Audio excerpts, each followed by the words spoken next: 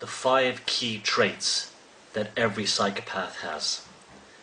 Now, I've identified, and it's been generally acknowledged both in clinical studies, in research, and through people's personal experience and testimonies, that psychopaths have about a cluster of, or a constellation of traits of about 30 to 35 traits that they all seem to have to a varying degree. You know, there's things like you know, boredom. They fall asleep. Many of them fall asleep quickly and wake up quickly. Things like that. Their self-righteousness, their grandiosity, their flattery. These things many psychopaths have, but not every psychopath contains all of those 35 traits. In fact, somebody could have those 35 traits and not be a psychopath. Well, in theory, but they probably could be, because we've all done bad things in our lives and things we shouldn't have done. We've all been, you know, jerks, creeps, and at different stages in our lives. But what makes us different from a psychopath is that we'll think back and say, I shouldn't have done that. That wasn't very good, or we'd feel bad for our actions and the people that we've hurt. And that brings me to the first key trait of the psychopath. Trait number 1, no remorse. Every single psychopath, and I'm talking about the full range of psychopaths, from malignant narcissists through sociopath, through borderline personality, through right up to narcissist, and then right up to a full-blown crazy psychopath, extreme psychopath, serial killer. They all have no remorse. What I mean by no remorse is that they don't look back on anything they've ever done in their life with a sense of, I really hurt that person, I feel bad about it. You know, they'll talk about things like karma and stuff, but they're just throwing words out there. They will never say sorry, and if they do say sorry, they'll look down. Oh yeah, I'm sorry, or I'm so sorry, it's a fake. Or they'll say, I'm sorry for what I did to you in an email or in a text, so you can't actually see they're smirking while they're actually writing down, I'm sorry for what I did. So that's the first one. They're remorseless. The second key trait that all psychopaths have is using pity.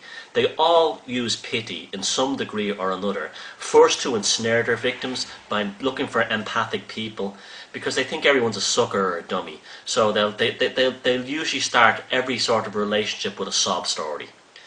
And they will maintain during the course of the relationship in order to keep it going, almost like pity maintenance. You'll be told little stories that, like, of their things that were done to them when they were growing up. And that's pity. So that's, you know, all psychopaths use pity to get their victims and ensnare them. And but they have no pity for others. The third key trait is invented personas. If you knew a psychopath and you were involved with one, married to one, worked with one, employed one, robbed by one, you didn't actually know that person. What you knew was a persona or a facade that was invented to work their targets. You did not fall in love with a human being. You fell in love with an invented persona that was specifically designed to manipulate you.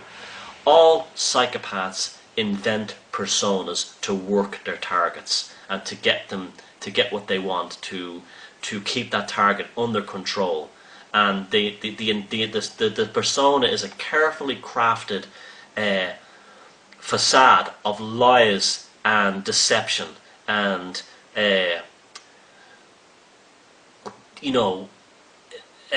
theatre that isn't a real human being in there. That's why a lot of people in the acting profession will often have told me that they've encountered lots of psychopaths, because they're actually learning their personas through the actual craft of acting. But this comes to them naturally as children, so they don't have to bother. The fourth trait is their past. You cannot get to the truth of any psychopath's past. The timelines conflict.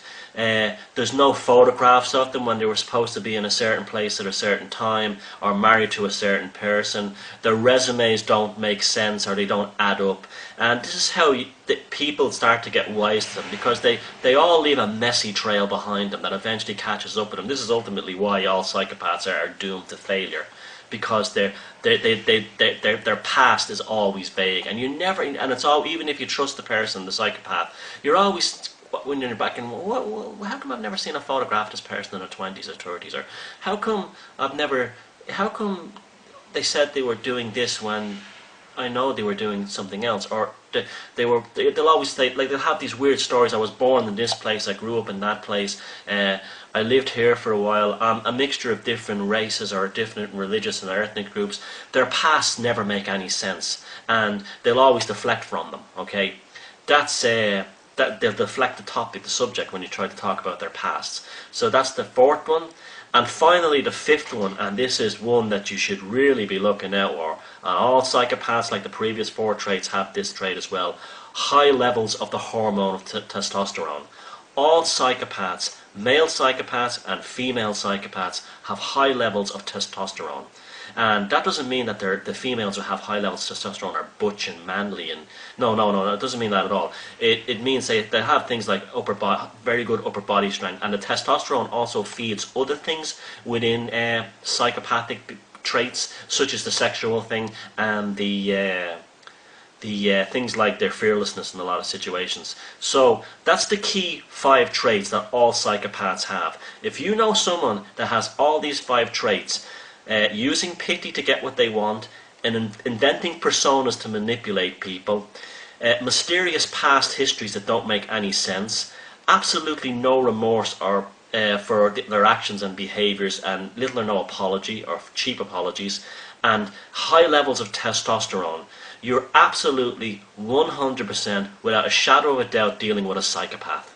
It doesn't matter if they're male, female, black, white, Chinese, Jewish, Muslim, Catholic, Protestant, atheist. It matters not if they're poor, rich, from any social class, or employed in any profession. If they have the 5 traits, using fake personas, a mysterious past, no remorse for their actions and the damage they've done, and high levels of testosterone, you are 100% guaranteed, beyond a shadow of a doubt, that you are dealing with a full-blown psychopath.